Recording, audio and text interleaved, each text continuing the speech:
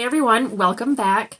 Today we are going to be talking about all the polishes that I wore for the month of May. So for the month of May, I did manage to start getting pedicures in. I have 2 pedicures to talk about. I'm so excited to be able to share these because I have not been able to do pedicures due to a procedure I had to have on my foot last fall.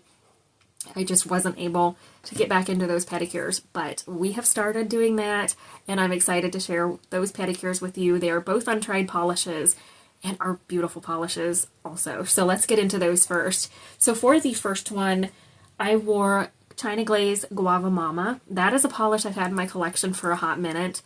It was from a summer 2021 collection, and I just have not had a chance to get to that polish. It is a beautiful, bright, juicy, hot pink. Not necessarily a neon. It's bright, but it's not a full-on neon pink in my personal opinion. But it's a beautiful polish. I will mention the only issue I had with this polish is it was a 3-coater and the formula seemed a little bit thin. For pedicures, I don't mind that quite so much. The formula was a little thin. However, it built up beautifully in 3 coats. I didn't have any issues with opacity once I did that 3rd coat.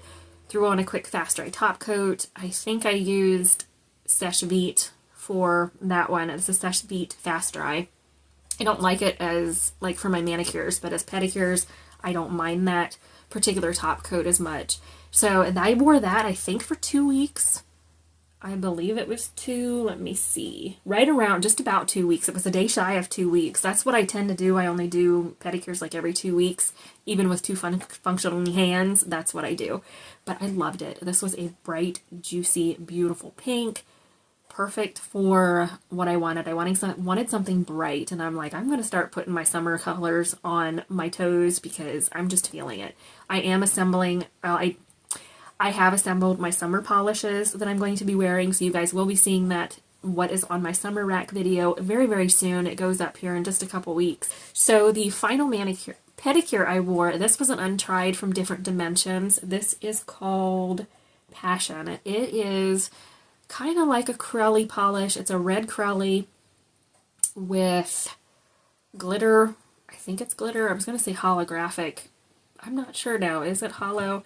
Anyway, I got this during her sale a while back, last year I want to say, and this is a beautiful polish. It's still on my toes currently, so I put this one on a little over a week ago, actually, about a week and a half ago, and I love it. It is beautiful. I did do 2 coats. I feel like I probably should have gone in for a 3rd because it was a little bit squishy, a little jelly-esque, but it's beautiful. If you guys have that one and haven't wore it, you need to put it on because it's a really pretty polish. I do recommend changing out the brush if you prefer a paddle brush to what comes in her polishes. I didn't change it out on this one just because I used it as a pedicure, but this polish is also one that was on my summer rack. I started pulling from that, and I'm like, oh good, we can get one off of my untried list plus one off my rack. So this was off of my summer rack, but you guys will be seeing that in that video coming. So now we're going to get into those manicures. I started the month of May with a bang, I'll say that. This first manicure was shockingly beautiful. So we wore OPI's No Turning Back from Pink Street. I paired it with Rogue Lacquer's 25 and Older, which was a birthday duo that came out last year, I believe. It is a beautiful, bright, magenta, flaky. That polish from Rogue knocked my socks off. I put it over that OPI polish. It completely made the OPI polish disappear because it was so bright and beautiful. This polish from Rogue is stunning. I'm glad I got it because it's that beautiful. It's absolutely gorgeous. It is so bright, so juicy. You've got those flakies. They shift to like this blue to purple. At least that's what I was seeing. And I fell in love with it. Stamping to it, I think a day or so before I took it off, maybe 2 days, and I loved that even more. It was just a gorgeous manicure. So the next one is another favorite. These were untried polishes as well, minus I think 1. So I wore Wildflower Lacquer's Follow Us on Tweeters 2.0. This was a polish I just recently picked up. I probably would enjoy it, but this was drop dead gorgeous. So with that one, I paired it with Essie's No Place Like Chrome, and then I topped that Essie polish with Cupcake Polish Oh Ship, just for something a little bit different to add as an accent nail. I loved this manicure. The shiftiness of that Follow Us on Tweeters 2.0 is out of this world. It is beautiful. It shifts to this. You've got like purple. I think there's, I want to say like a green shift. There's a few different shifts, and I think I've got pictures of those. I did have trouble capturing those shifts, and I do apologize. I just couldn't get my camera to focus on the shiftiness, but I did try to get those shifts. It was beautiful. This was a gorgeous manicure. So the next manicure that I went in with, I was feeling a dark vampy polish. So I pulled another one from Wildflower. This one is Last Kiss. This was a polish pickup item for last year, I believe. This is a beautiful, deep, vampy polish. It's got shimmer in it. It was a 3-coater, and I will mention the drawback of this polish. I had some staining. I wore this for 2 days, and I had some staining on my nails, and I'm like, oh shoot, I'm going to have to make sure I try to get this off before my surgery. Luckily, I was able to just lightly buff my nails, and it came right off. It didn't stain as bad as some polishes do, but I did have some discoloration to my nails despite doubling up on my base coats. So if you have that polish and haven't tried it, just know that it definitely will probably stain if you are prone to staining. I loved this. It was opaque in 3 coats. It was stunning. It was so beautiful and so juicy.